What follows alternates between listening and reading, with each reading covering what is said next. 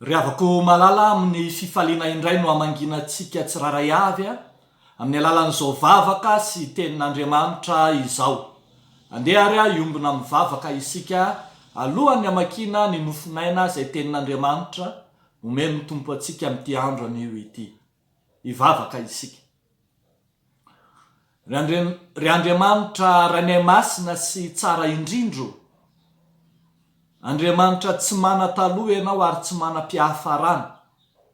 Andriamanitra mitsinjo anay eny lavitra eny ianao ary mahafantatra ny momba anay avokoa, na mivoaka na miditra na mandry na mifo, dia eo am-pelatananao sy miariary eo anatrehanao ny momba anay rehetra. Izany Tompo no angatahanay ny famelan-keloka, ifonanay eo anatrehanao ny amin'izay tsy fahatanterahanay na tamin'ny fisainanay, na tamin'ny nataonay, ary na tamin'ny izay noteneninay koa aza. Amin'ity anio ity dia sitraka indrindra raha ho mpanompo voavela eloka izahay no andresy hiaino ny teny ny afatra avy amin'ny sitraponao masina. Mitenena ianao Tompo fa miaino izay mpanomponao amin'ny anaran'i Jesosy Kristy Tompo. Amen. Ny mofinaina voalahatra ho antsika ry havako amin'ity andro anio ity dia izay hitantsika eo amin'ny bokin'ny Tantara faharoa toko 5:12, ny andininy voalohany hatramin'ny andininy 7. Vakina amin'ny anaran'ny Tompo manao hoe: ary ny fanahan'Andriamanitra tonga tamin'ny Azaria zanak'Odeda, ary dia nivoaka hitsena ny asa izy, ka nanao taminy hoe: mihaino ary asa mba amin'ny Joda sy ny Benjamina rehetra. Jehova momba anareo, raha ianareo momba azy, ary raha mitady azy kosa ianareo dia hahita azy. Fa raha mahafoy azy ianareo dia hahafoy anareo izy. Ary efa ela ny Israely no tsy nanana n'Andriamanitra marina, na mpisorona mampianatra, na lalàna. Fa raha miverina tamin'i Jehovah Andriamanitry n'Israely izy, noho ny azo pahoriana ka nitady azy, dia nahita azy.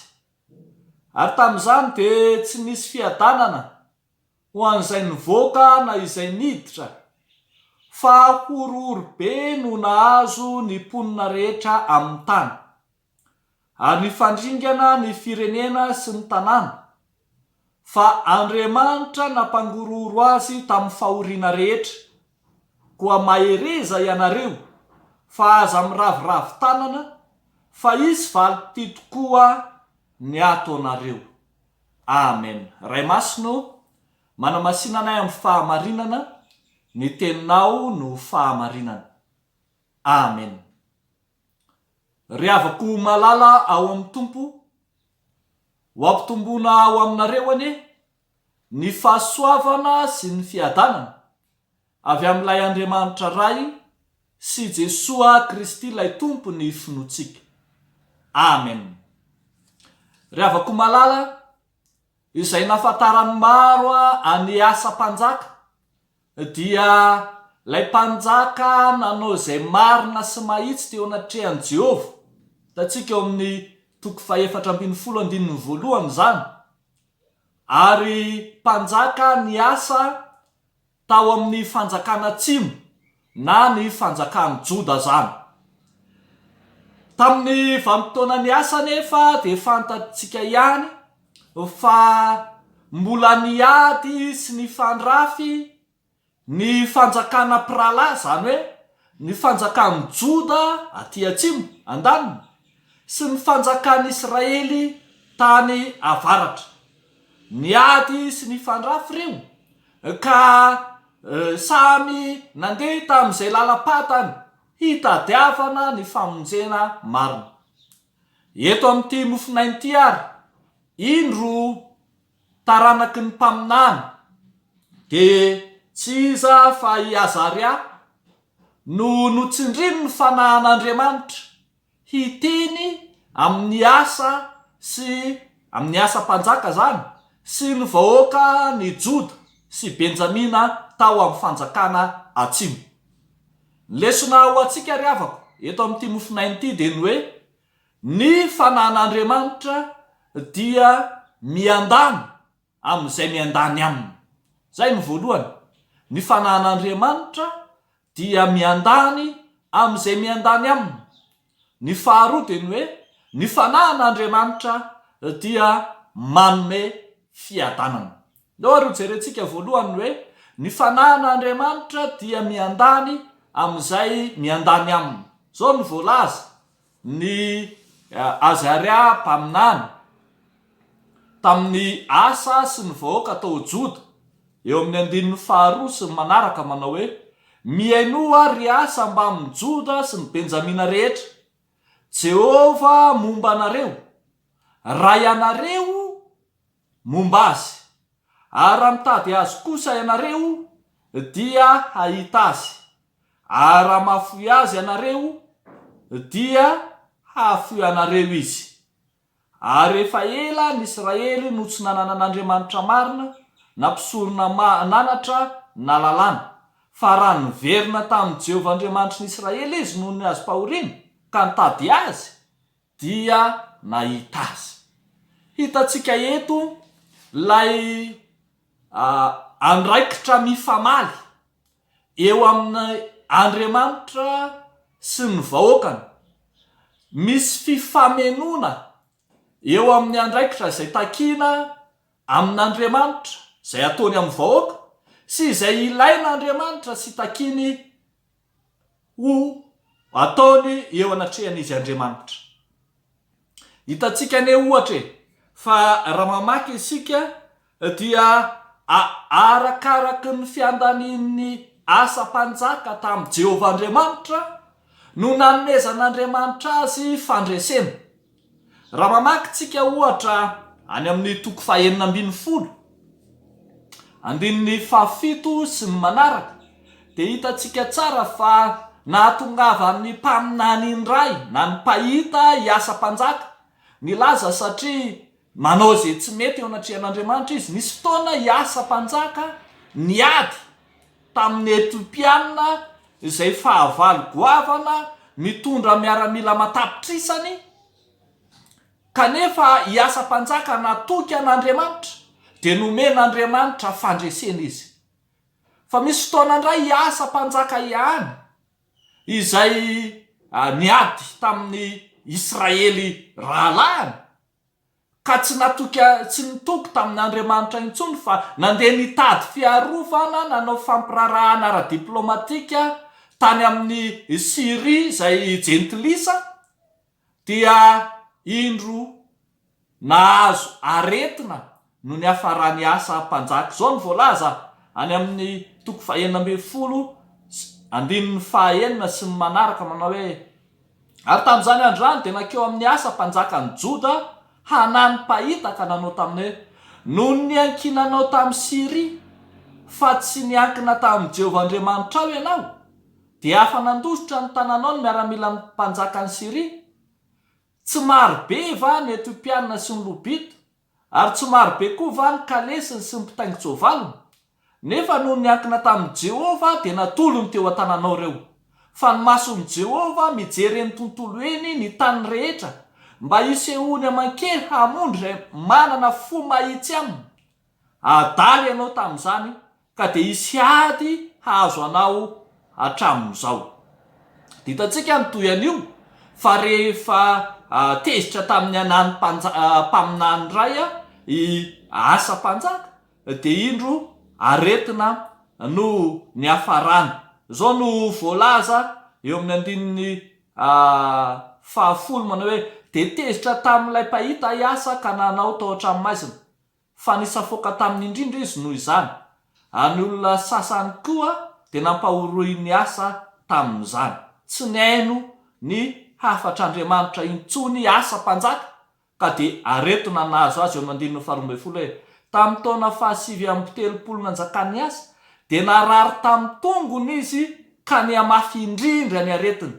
Nefa na dia narary ary izy dia tsy nitady an'i Jehova fa nimpanao fanafodiny ihany. Ry havako malala ao amin'ny Tompo, ny fanahy masina izay omeny Jehova antsika dia miandany amintsika raha miandany aminy isika.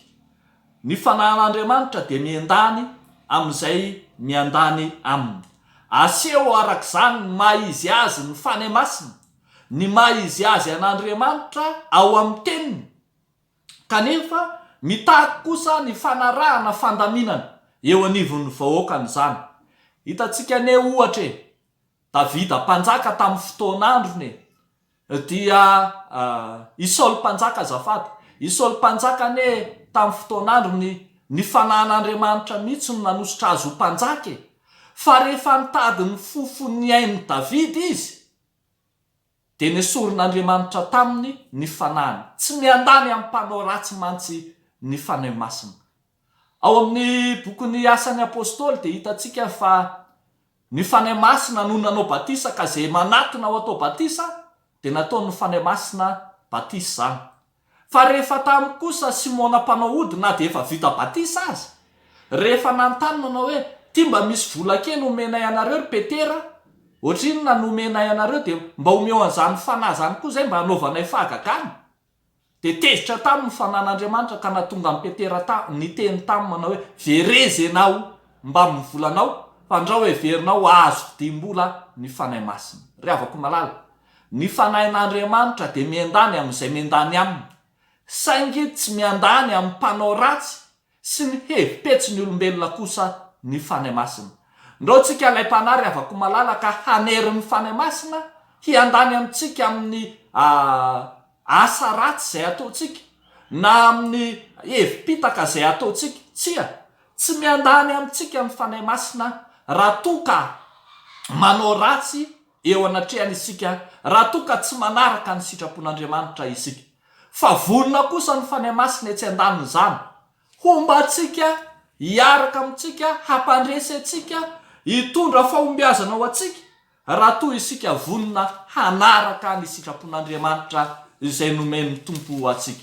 Zao no ambarany Isaia 5:20, haitsika tsenjery 9 sy 7 manao hoe mitadiava ny Jehova dia ny mbola hita izy, miantsoa azy dia ny mbola akaiky izy. Aoka ny ratsy fanahy hahafony lalany ary marina hahafony heviny, ary eo ka ho iverina ho amin'ny Jehova reny, fa hamindra fo amin'izy eny ho amin'Andriamanitsika, fa hamela heloka dia hamela heloka tokoa izy. Ry havako malala, afaka miara-dalana amintsika amin'ny fanahy masina raha vonona hanaraka ny sitrapon'Andriamanitra isika. Ary zany no hitaomanantsika indray maka indray zao hiaino ny bitsiky ny fanahy, ka ho taria ny fanahy amin'izay atao, fa tsy isika no hitari-dalana ny fanahy.